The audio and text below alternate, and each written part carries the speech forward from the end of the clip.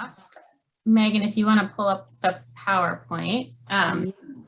I'm also excited to be here today because I used to work at United General and get to work with BHCC a lot on substance use prevention efforts. So it's awesome to see a lot of familiar faces here.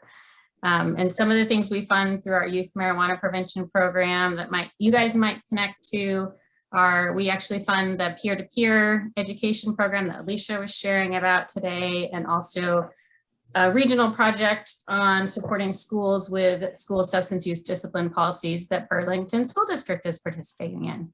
But what we're here to talk about today is Education and Advocacy and Prevention Voices Washington, which Megan and I are both part of. So I'm going to share a little bit about what the group is and then pass it off to her to share some ways you can connect.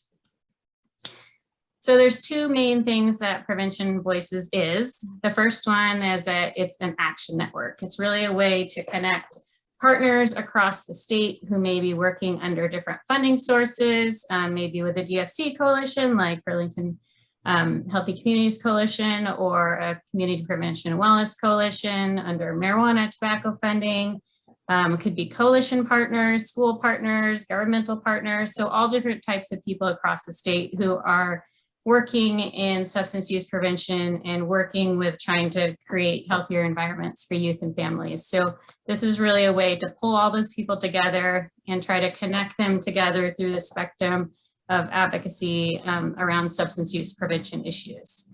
Some of the other part of the group is really focusing on skill building strategies. So really trying to help people feel confident and comfortable in reaching out to their decision makers about the important topics around substance use prevention.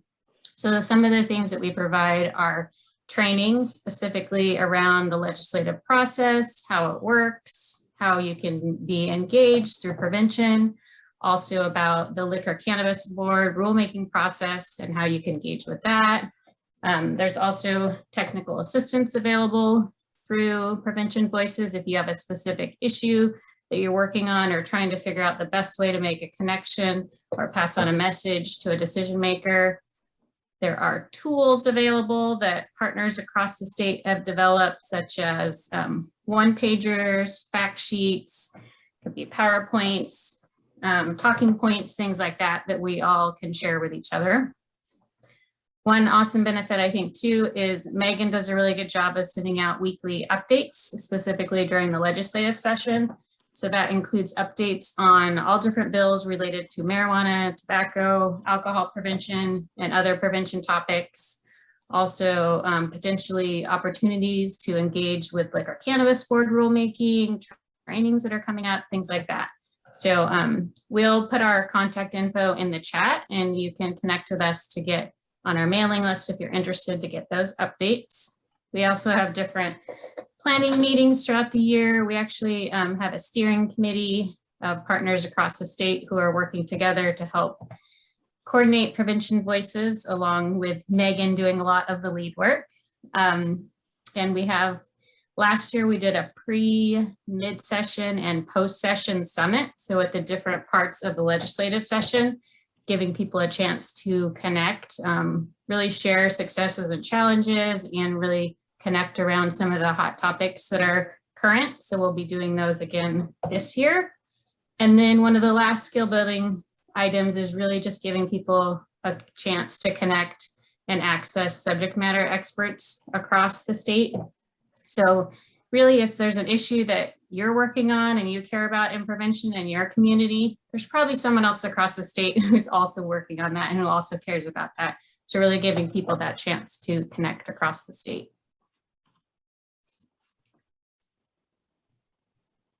Megan, do you want to switch the slide?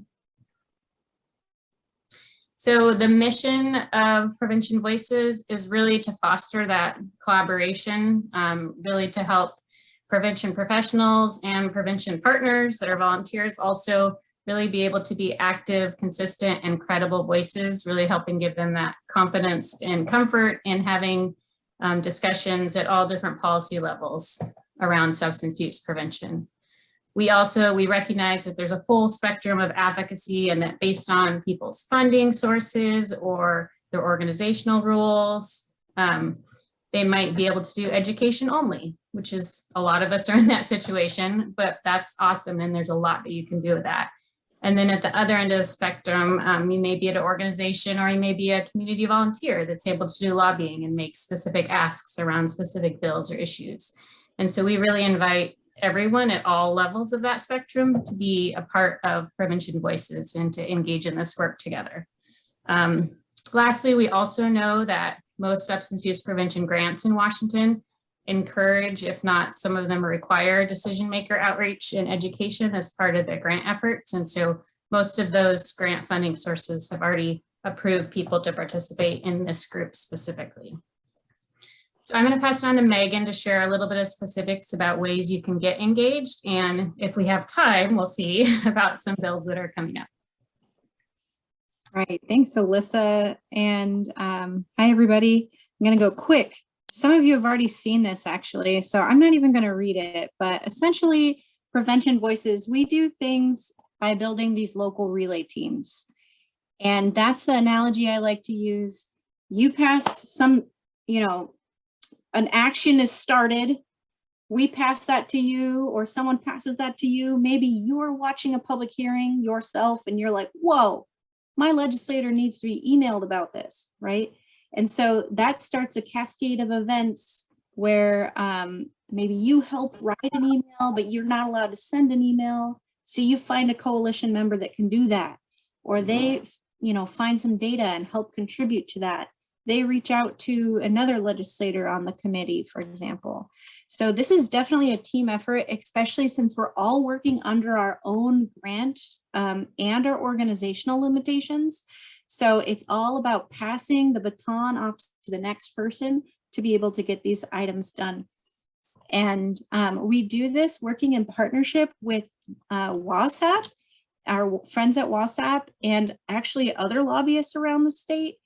And, they're the ones who are ultimately making an ask, but we're the ones who have the stories, and we're the ones who need to be talking to our legislators, probably without making an ask, most of us. If you're a community member, we need you to make an ask, though. So where my button's not working. There we go. There's a few ways to get involved. One, be on the mailing list. Sure, you probably have been forwarded our emails before, and that's fine. But if you want to get them right away with actions right away, please put your name in the chat or direct message me or email me. Put my email list up there earlier, or my email address up there earlier. You're already talking to your coalition members about this. You guys are already like 10 steps ahead others. So great work. We're using key leader events. We need people to connect with their legislators. And this is going to be a little bit hard during this virtual session time, but it can be done. And if you have youth, which it sounds like you do, they want to hear from the youth. So I know that everyone wants to hear from youth, but youth are so passionate about, making a better future for themselves. And so this is their one opportunity that they have. Build that local relay team. So know who is the next in line when an action needs to get done. Know who you're going to pass it to, and then use your funding if you can, if you have funding, if you need to spend down your funding, to purchase WhatsApp memberships and attend Prevention Policy Day on January 17th from 12 to 1. It's going to be great. Let's see. I'm going to give you these slides. These are links for you to get more in depth. There's a webinar series that we did. All of those webinars are under 20 minutes. And I know that that's what we need right now. You guys are so excited. I've heard, I know you are. I know that Danica's here, so I know you are really excited about the Delta 8 bills. But Delta 8 bills are moving. I'm just going to highlight some of these bills. And I believe that these bills are in part moving quickly with really good legislators who are prime sponsors, because we did this, you all did this coalition advocacy around the state. The governor has his support on these bills. And then there's two really, really like influential legislators leading these bills. So I think that you guys are really helped get some of those things done. Now what we need is coalitions just to continue voicing their support for these bills. And one little piece which we could talk about another time, or maybe I'll give Danica some information in these bills that we need to protect is the definition of CBD product. It's something that's not done really throughout the nation. And the LCB's kind of going on a limb here, but that's the part that the cannabis industry may take away first. So let's connect with that later. But anyways, ledge session is starting on Monday. You guys are already you have the passion, you have the information. I can tell that you're already amped up, just from hearing the presentations that we had just before this. There's problems in our communities.